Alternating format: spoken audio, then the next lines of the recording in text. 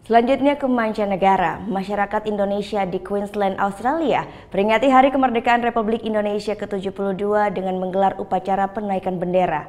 Tak hanya masyarakat Indonesia saja, upacara juga menarik perhatian warga Australia. Berikut adalah video kiriman dari Chai Chia dari Brisbane, Australia.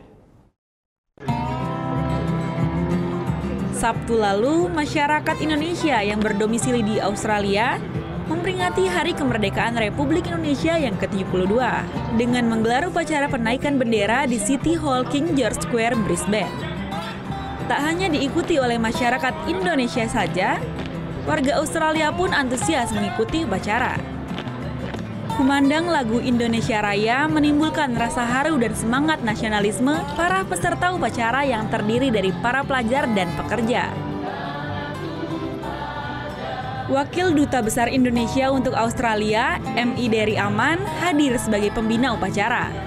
Pasukan pengibar bendera merupakan pelajar dan sebagian besar adalah mahasiswa di Queensland. Mengibarkan bendera merah putih menjadi kebanggaan bagi masyarakat Indonesia di negeri seberang.